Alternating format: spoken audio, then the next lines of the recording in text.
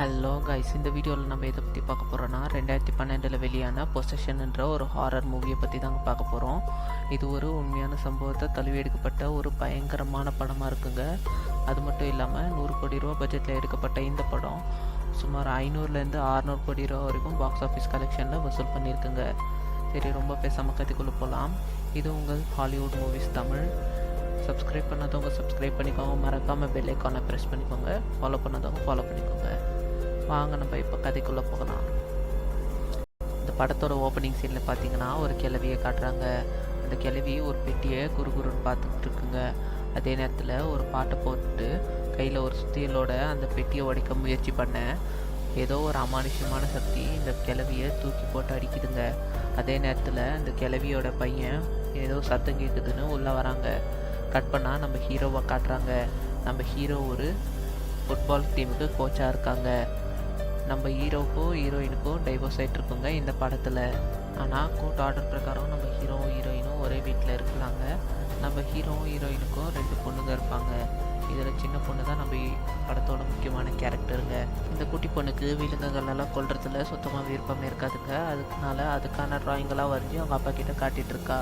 கோர்ட்டோட order படி கொஞ்ச நாள் அப்பா கூடயும் கொஞ்ச நாள் அம்மா கூடயும் இந்த குழந்தைங்களும் இருக்கணுங்க. இப்போ அப்பா கூட இருக்கிற நாள் வந்ததுனால நம்ம ஹீரோ கூட்டிகிட்டு போக வந்திருக்கான்.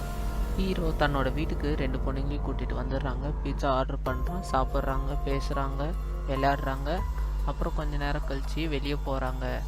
இந்த ஊர்லலாம் எப்படி நம்ம OLXல பொருட்களை செகண்ட் ஹேண்டில் விற்போமோ அதே மாதிரி வெளிநாட்டிலலாம் தேவையில்லாத பொருட்களை ரோட்டில் வச்சு விற்பாங்க. அந்த மாதிரி பொருட்களை வைக்கும்போது தான் இந்த பொண்ணு ஒரு பெட்டியை பார்த்துட்டு எடுக்கலான்னு போவாங்க. அதே சமயத்தில் அந்த பேய்கிட்ட அடி வாங்கின பாட்டி அந்த பெட்டியை பார்த்துட்டு அந்த பொண்ணுக்கிட்ட எடுக்காத அப்படின்னு சொல்லுவாங்க. அது புரியாமல் இந்த பொண்ணு பயத்தில் பெட்டியை தூக்கிட்டு வந்துடுவாங்க. எடுத்துகிட்டு அந்த பெட்டியை எப்படி ஓப்பன் பண்ணுறதுன்னு தெரியாமல் இந்த பொண்ணு அந்த பெட்டியை நோண்டிகிட்டு இருப்பாங்க. அதே நேரத்தில் நம்ம ஹீரோவுக்கு ஃபோன் கால் வர அவன் பேசுறதுக்காக வெளியே போயிடுவான். நம்ம ஹீரோ ஒரு கோச் இல்லையா, அதனால் அவனுக்கு பக்கத்து நாட்டில் அதிக சம்பளத்துக்கு வேலை கிடைச்சிருக்கோங்க. ஆனால் பொண்ணை விட்டுட்டு எப்படி போகிறது அப்படின்ட்டு தெரியாமல் நான் அப்புறமா அவங்களுக்கு முடிவு எடுத்துகிட்டு சொல்கிறேன் அப்படின்னு சொல்லி காலை கட் பண்ணிடுவான். நைட்டு இந்த பொண்ணு நல்லா தூங்கிட்டு இருக்கும்போது யாரோ இந்த பொண்ணை கூப்பிடுற மாதிரி அந்த பெட்டியிலேருந்து சத்தம் வருங்க. அதனால் அந்த பெட்டியில் என்ன இருக்குதுன்னு அந்த பொண்ணு ஓப்பன் பண்ண ட்ரை பண்ணும்போது அந்த பெட்டியை தெரியாதனமாக ஓப்பன் பண்ணிடுவாங்க. திறந்து பார்த்தா அந்த பெட்டிக்குள்ளே செத்து போன பட்டாம்பூச்சி, பஞ்சு, எடக்கல், இன்னும் நிறைய விஷயங்கள் இருக்குங்க. அதில் இந்த பொண்ணு அந்த பெட்டியில் இருக்கிற ஒரு மோதிரத்தை எடுத்து கையில் போட்டுன்னு நைட்டு தூங்கிடுவாங்க. மறுநாள் காலையில் இந்த குட்டி பொண்ணவங்க அக்காக்காரிக்கிட்ட எனக்கு அப்பா அம்மா பிரிஞ்சிருக்கிறது சுத்தமாக பிடிக்கல அப்படின்னு சொல்கிறாங்க. அதே நேரத்தில் இவங்க வந்த நாள் முடிஞ்சு போனதுனால நம்ம ஹீரோ மறுபடியும் 2 பேரையும் கூட்டிகிட்டு போய் அவங்க அம்மாக்கிட்டேயே விட்டுருவாங்க. விட்டுட்டு பார்க்கும்போது தான் அங்கே ஒரு ஆள் நின்றுட்டுருப்பாங்க. யாருன்னு கேட்கும்போது நம்ம ஹீரோயின் அவனை தான் 2வது கல்யாணம் பண்ணிக்கிட்டு தான் சொல்லுவாங்க. நம்ம ஹீரோக்கு எவ்வளோ காண்டாக இருக்கும்னு பார்த்துக்கோங்க. 2 பொண்ணையும் அங்கே விட்டுட்டு வந்துடுறான். நம்ம ஹீரோக்கு செம்ம காண்டாக இருக்குங்க. கேம் விளையாடுறான், தூங்குறான், சாப்பிட்றான், அவனுக்கு டைமே போகலைங்க. அப்புறம் மறுபடியும் பொண்ணுங்களை கூட்டிகிட்டு வர நாள் வந்ததுனால அவன் வீட்டுக்கு கூட்டிகிட்டு வரத்துக்கு வராங்க. நம்ம ஹீரோ அவங்க 2 பொண்ணுங்களையும் கூட்டிகிட்டு வீட்டுக்கு வந்துடுவாங்க. வீட்டுக்கு வந்து பார்த்தா எல்லா பொருளும் கழிச்சு கிடக்குங்க. என்னன்னு பார்த்தா ஏதோ சத்தம் அமானுஷ்யமாக கேட்குங்க. இந்த பொண்ணுங்க 2 பேரும் அதை பார்த்து பயப்படும்போது நம்ம ஹீரோ போயிட்டு என்னன்னு பார்த்தா ஏதோ நாயோ பூனையோ வந்திருக்கும் போலக்குதுங்க. எல்லாத்தையும் தள்ளிட்டு பின்னாடி ஓடிடுச்சுங்க. நைட்டு தூங்கிட்டு இருக்கும்போது மறுபடியும் யாரோ இந்த குட்டி பொண்ணை கூப்பிடுற மாதிரி அந்த பெட்டியிலேருந்து சத்தம் கேட்குங்க. இவளும் கண்ணு கலுங்க திரும்பி பாப்பா. அங்கே சீன் கட் பண்ணால் மறுநாள் காலையில் சாப்பிட்றதுக்காக நம்ம ஹீரோ அவன் பொண்ணை கூப்பிடலான்னு ஒரு ரூமுக்கு வருவாங்க. அவள் கண்ணாடி முன்னாடி பேய் மாதிரி உக்காந்துக்குன்னு இருப்பாங்க. அவள் கண் வெள்ளையாயிட்ருக்கும். நம்ம ஹீரோ அவள் பொண்ணை தட்டி சுயநினைவுக்கு கொண்டு வருவாங்க. அப்போது எல்லோரும் சாப்பிட்டுட்டு இருக்கும்போது அந்த பொண்ணுடைய காலை காமிச்சா ஒரு கால் பெரிய ஆளோட கால் மாதிரியும் இன்னொரு கால் குழந்தை கால் மாதிரியும் இருக்குங்க. அந்த பொண்ணு நல்லா பேய் தீனி தின்னுட்டுருப்பாங்க. வயிறு முட்டை சாப்பிட்டுட்டு இருக்கும்போது நம்ம ஹீரோ அந்த பொண்ணுக்கிட்ட பேச்சு கொடுத்தா அவன் எந்த ரெஸ்பாண்டும் பண்ண மாட்டாங்க. அதனால் நம்ம ஹீரோ எமிலி அப்படின்னு கத்தும்போது அவள் கையில் இருக்கிற ஒரு ஃபோக் எடுத்து நம்ம ஹீரோ கையில் குத்திடுவாங்க. அதுக்கு அப்புறமா தான் அவளுக்கு சுயநினைவே வரும். டேடி நான் தெரியாமல் பண்ணிட்டேன், மன்னிச்சிடுங்க அப்படின்னு அழுகுறாங்க. சரி பரவாயில்ல 2 பேரும் போங்க அப்படின்னு சொல்லி நம்ம ஹீரோ அமுச்சிடுவாங்க. அப்போ மறுபடியும் அந்த குட்டி பொண்ணு தூங்கிட்டு இருப்பாங்க. அந்த பெட்டி தானாகவே ஓப்பன் ஆகுது. இவளும் கண்ணை முழிக்கிறா. அதுக்கு அடுத்த நாள் அவங்க அக்காக்காரி பல்லு விளக்கிட்டு இருக்காங்க காலையில். அப்போது இவ தலைக்கு பின்னாடி ஒரு பட்டாம்பூச்சி உக்காத்துருக்குங்க. அப்போ ஒரு பட்டாம்பூச்சியை பார்த்துட்டு இவ பயந்துடுறாங்க. அந்த ப்ரெஷ்ஷு பேஸ்ட்டு வைக்கிற கபோர்டை ஓப்பன் பண்ணும்போது அதுக்குள்ளேருந்து 100கணக்கான பட்டாம்பூச்சி வருங்க. அதே சமயத்தில் இந்த குட்டி பொண்ணு இருக்கிற ரூமில் பார்த்திங்கன்னா 1000கணக்கான அந்த பூச்சிங்க இருக்குங்க. நம்ம ஹீரோ பயத்தில் அந்த குட்டி பொண்ணை தூக்கிட்டு வெளியே வந்துடுவாங்க. அப்புறம் இந்த வீடே நமக்கு வேணாம், நம்ம வேறு வீடு பார்த்துக்கலான்ட்டு நம்ம ஹீரோ இப்போ மறுபடியும் நம்ம ஹீரோயின் வீட்டுக்கு தான் வந்திருக்காங்க. அங்கே நம்ம ஹீரோ அந்த பாய் ஃப்ரெண்டை பார்த்துட்டு உனக்கு ஒரு நாள் இருக்குடி மவனே அப்படின்னு நினைக்கிறாங்க.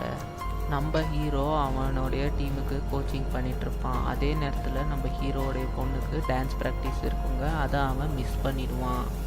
அதுக்காக சாரி கேட்கலான்ட்டு அவன் பொண்ணுக்கு ஃபோன் பண்ணுறாங்க. அவள் அக்காக்காரி ஃபோனை பிக்கே பண்ண மாட்டேன்றா. அவள் தங்கச்சிக்காரிக்கிட்ட பேசுகிறதுக்காக கொடுத்துருவா.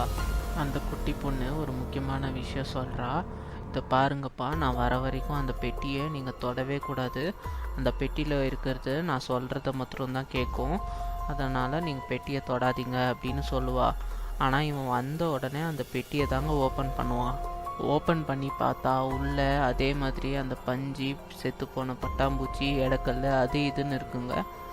அப்போது அப்படியே சீன் கட் பண்ணால் இந்த சைடு இந்த பொண்ணை காமிச்சா இந்த பொண்ணு இந்த ரெஸ்ட் ரூமில் இருப்பாங்க. ரெஸ்ட் ரூமில் அந்த பொண்ணு கண் கலங்கி நிற்கும்போது வாய்க்குள்ளே என்ன இருக்குது அப்படின்னு டார்ச் அடித்து பார்த்தா 2 விரல் எட்டி பார்க்குங்க. அதை பார்த்து இவ செம்மையாக பயந்துருவாங்க. மறுநாள் ஸ்கூலுக்கு இவ அந்த பெட்டியை பேக்கில் வச்சு எடுத்துகிட்டு போக அது தெரியாமல் ஒரு பையன் அந்த பெட்டியை எடுத்துடுவாங்க. அதுக்காக இவ அவனை செம்மையாக வெளுன்னு வெளுத்து வாங்கிடுவாங்க. பிரச்சனை ரொம்ப பெருசாகிடுது. பேரண்ட்ஸையும் வர சொல்லிடுவாங்க. எதுக்காக அவள் இந்த மாதிரி பிஹேவ் பண்ணிகிட்ருக்கா, உங்களுக்குள்ளே எதனா பிரச்சனையா அப்படின்னு அவங்க பேரண்ட்ஸ் கிட்ட கேட்கும்போது, சாரி மேடம், இன்னொரு முறை இந்த மாதிரி நடக்காமல் நாங்கள் பார்த்துக்கணும் அப்படின்னு அந்த டீச்சர்கிட்ட வாக்குறுதி கொடுத்துட்டு வெளியே வரும்போது நம்ம ஹீரோயின் உனக்கு தான் பக்கத்து நாட்டில் வேலை கிடச்சிச்சு இல்லை, இன்னும் ஏன் போகாமல் இருக்கிற அப்படின்னு கேட்டு, உனக்கு என்ன காசு தானே முக்கியம், நாங்கள் எப்படி போனால் உனக்கு என்ன அப்படின்னு சண்டை போட்டு அந்த இடத்த விட்டு போகிறா. அந்த குட்டி பொண்ணு சண்டை போட்டதுனால அந்த பெட்டி இப்போ அந்த ஸ்கூல் பிரின்சிபல் கிட்ட இருக்குங்க. அந்த பிரின்சிபல் வேலை பார்த்துட்டு இருக்கும்போது அந்த பெட்டியை திறக்கணுன்ற ஆர்வம் வந்து அவங்களும் அதை திறக்க முயற்சி பண்ணுறாங்க. ஒரு கத்தியை வச்சு அந்த பெட்டியை நோண்டிட்டு இருக்கப்போ அதே நேரம் இவ கண்ணுலேருந்து ரத்தம் கீழே சொட்டுதுங்க. அந்த பேய் இந்த டீச்சரை தூக்கி போட்டு விளையாடிட்டு இருக்குங்க. அந்த டீச்சர் செத்து போனதுனால மறுநாள் ஸ்கூலுக்கு லீவ் விட்டுடுறாங்க. நம்ம ஹீரோ அவன் பொண்ணை கூட்டிகிட்டு வந்து ஹோட்டலில் பேசிக்கிட்டு இருக்கான். ஏமா அந்த பெட்டி அவ்வளோ இம்பார்ட்டண்ட்டாக நினைக்கிறேன், அந்த பெட்டியில் யார் உங்ககிட்ட பேசிகிட்டு இருக்கா அப்படின்னு கேட்கும்போது தான் அந்த பெட்டிக்குள்ளே ஒரு லேடி இருக்கிறதாகவும் அந்த லேடி இவகிட்ட மட்டும்தான் பேசுன்னுட்டு அவங்க அப்பா கிட்ட சொல்லிக்கிட்டு இருக்கா. அதெல்லாம் கேட்டு நம்ம ஹீரோ மிரண்டு போகிறாங்க. அப்படியே அவளுக்கு இன்னும் அந்த கொலை பசி அடங்கலைங்க. சாப்பிட்டுக்கிட்டே இருக்கா. இன்னும் ஏதாச்சும் கிடைக்குமான்ட்டு நம்ம ஹீரோக்கிட்டையும் கேட்குறா.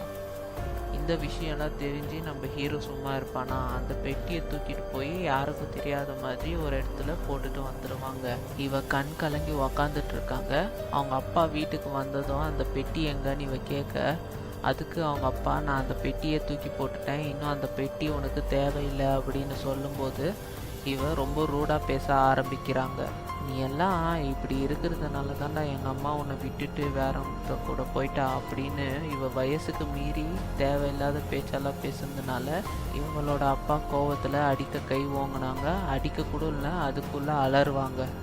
ஹீரோ அடித்த மாதிரியும் கொடுமைப்படுத்துகிற மாதிரியும் அவங்க அக்காக்காரிக்கிட்ட காட்டிக்கிறாங்க. அதுக்கு அவங்க பொண்ணு வந்து என்னப்பா என் தங்கச்சியை கொடுமைப்படுத்துறீங்களா அப்படின்னு அப்பா கிட்டே கேட்குறாங்க. இவங்க இந்த மாதிரி பேசிக்கிட்டு இருக்க இவன் அந்த இடத்துலேருந்து எஸ்கேப் ஆகி தனியாக போய் அந்த பெட்டி எங்கே இருக்குன்ட்டு நாய் மோப்ப பிடிக்கிற மாதிரி மோப்ப பிடிச்சி கண்டுபிடிச்சி எடுத்துருவாங்க.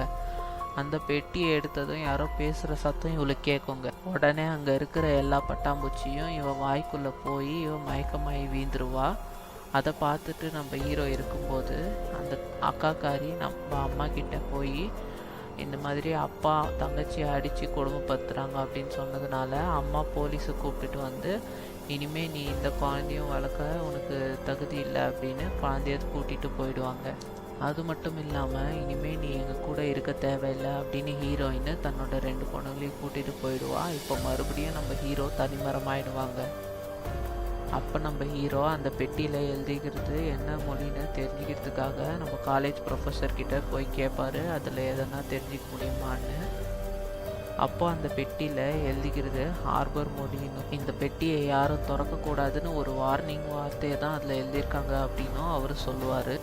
நம்ம ஹீரோ இதெல்லாம் பற்றி ரொம்ப ரிசர்ச் பண்ணுறான், ஆர்டிகல்ஸ் படிக்கிறான், வீடியோஸ் பார்க்குறான். நம்ம ஹீரோயின் இல்லாத சமயத்தில் வீட்டுக்கு போய் அந்த குட்டி பொண்ணுடைய ரூமுக்கு போய் அந்த ஹார்பன் மொழியில் எழுதியிருக்கிற ஒரு வாசகத்தை படிக்கிறாங்க. அப்போ அந்த புக்கு அப்படியே தூக்கி அடிக்கப்படுதுங்க. அதுவுமே வேலைக்காகல. மறுபடியும் அந்த குட்டி பொண்ணுடைய கண்ணு கலங்கிக்கிட்டே இருக்குங்க. அந்த பெட்டி எடுத்துட்டு ஹார்பன் மொழி தெரிஞ்ச ஒரு பாதிரியாரை பார்க்கறதுக்காக நம்ம ஹீரோ போகிறாங்க. அப்போது ஒரு பாதிரியாரை பார்த்துட்டு அவர் வேறு பாதிரியார்கிட்ட கூட்டிகிட்டு போவார். அவங்க அந்த பெட்டியை கீழே வைக்க சொல்லிடுறாங்க. அந்த பெட்டியை பார்த்ததும் எல்லாரும் 4 ஸ்டெப்பு பின்னாடி போகிறாங்க. அந்தளவுக்கு கொடூரமான பெட்டி அங்கே அது. அப்போ அங்கே உள்ள பாதிரியார்கள் இந்த பெட்டியை ஒரு சக்தி வாய்ந்த ஆத்மாக்களையை அடித்து வைக்கிற பெட்டின்னு சொல்லிடுறாங்க. அவங்க அந்த பேயை அடக்கணும்னா அந்த பேயோடைய பேர் தெரியணும்னு சொன்னாங்க. உனக்கு அந்த பேர் தெரியுமான்னு கேட்கும்போது நம்ம ஹீரோ தெரியாதுன்னு சொல்லிடுறாங்க. அப்படின்னா உன் பொண்ணை காப்பாற்ற முடியாதுன்னு சொல்லிடுறாங்க. ஹீரோ அங்கே இருக்கிற பாதிரியார்கள்கிட்ட உங்கள் பையனுக்கோ பொண்ணுக்கோ இந்த மாதிரி நடந்திருந்தா இப்படி தான் பண்ணுவீங்களான்னு கேட்டுட்டு கடுப்பாகி போயிடுறாங்க. அதே நேரத்தில் ஒரே ஒரு பாதிரியார் மற்றும் உதவி பண்ண முன் வராங்க.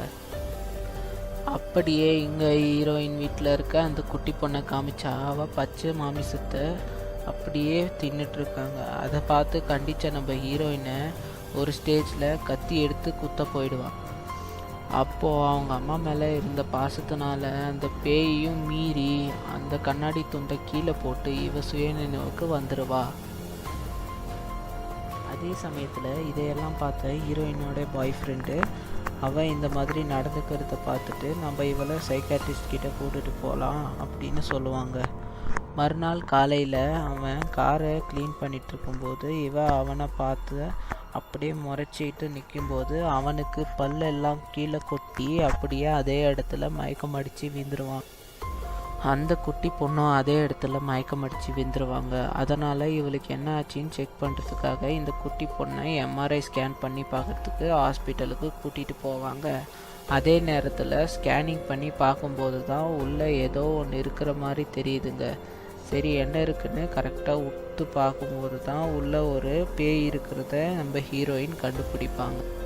அதை பார்த்த நம்ம ஹீரோயின் அப்படியே மிரண்டு போயிடுவாங்க. அவள் பொண்ணு உடம்புல ஒரு ஆவி இருக்கிறத இப்போ தான் இவளும் உணர்வா.